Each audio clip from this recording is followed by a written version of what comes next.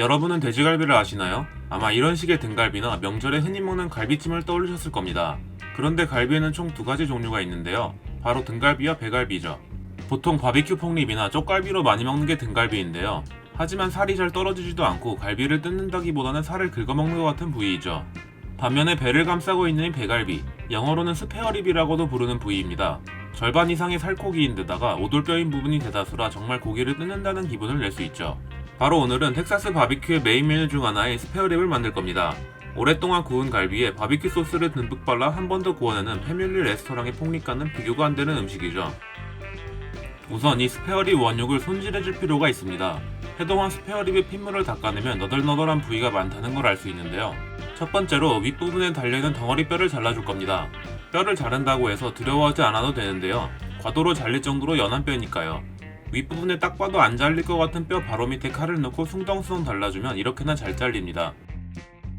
두 번째로 전 집에서 할 수 있도록 오븐으로 조리할 것이기에 오븐 트레이 크기에 맞춰 끝부분은 도려내줄 겁니다. 세 번째로 갈매기살을 잘라줄 겁니다.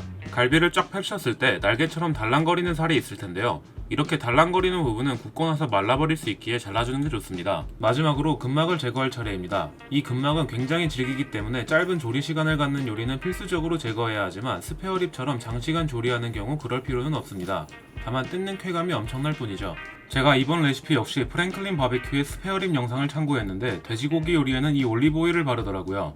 접착제로서의 역할이 강하겠지만 뒤에 뿌릴 럽과 섞였을 때 나는 향이 정말 폭발적입니다. 이제 올리브오일을 바른 고기에 럽을 뿌려줄 겁니다. 정말 맛있는 럽일수록 라면 스프와 비슷한 향과 맛이 나는데 몇 번 바비큐를 해보다 보니 그런 라면 스프가 최고의 럽이 아닐까 하는 생각을 해봅니다. 이제 135도의 오븐에 총 2시간 동안 초벌을 해주도록 하겠습니다. 2시간이라는 시간 동안 고기에 수분이 많이 빠져나갔을 겁니다. 그걸 방지해주기 위해 이 사과식초를 사용해 수분을 보충해줄 겁니다. 그냥 컵으로 부어도 되지만 물방울 자국이 생기니 되도록이면 다이소에서 분무기 하나 정도는 구매하시길 추천드립니다. 이제 바베큐 소스를 한번 발라줄 겁니다.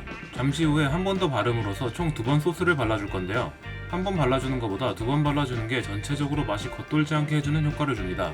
이제 다시 135도 오븐에 15분 동안 구워주도록 하겠습니다. 15분이 지나고 사과식초를 한 번 더 전체적으로 뿌려줍니다. 어차피 신맛은 열을 가하면 대부분 사라지기에 신맛이 날 걱정은 안 해도 좋습니다. 이제 쿠킹오일로 스페어랩을 한번 감싸준 뒤 소스를 한 번 더 발라줄 겁니다. 지금까지는 열을 직접적으로 받으며 수분이 날아가게끔 조리했지만 호일로 감싸줌으로써 좀 더 수분감 있게 촉촉하게 만들어줄 겁니다. 마지막으로 135도에서 2시간 동안 구워주도록 하겠습니다.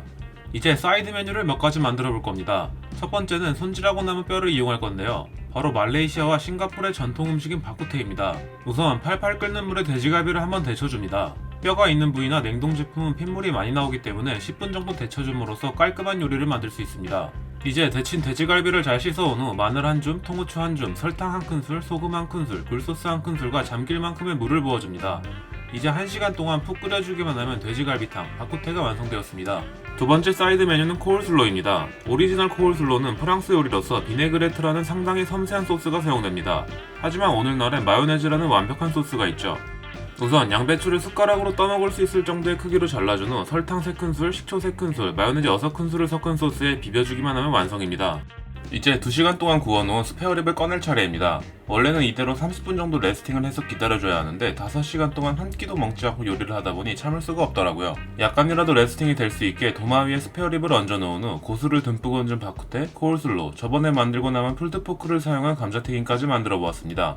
다만 스페어립이라는 게 바비큐 폭립의 큰 버전이기 때문에 맛 자체는 여러분이 생각하시는 딱 그 맛입니다.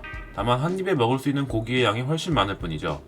돼지고기의 특징이 소나 양고기에 비해 육향이 상당히 적은 부위입니다. 그렇다 보니 소스빨이라는 느낌이 강하게 느껴지는데 사 먹으면 더럽게 비싸지만 집에서 하면 몇 배의 가성비로 즐길 수 있으니 그 부분은 충분히 커버가 가능할 것 같습니다. 그리고 스페어랩이라는 부위가 삼겹살 바로 밑에 위치해서 굉장히 기름기가 많은 부위입니다.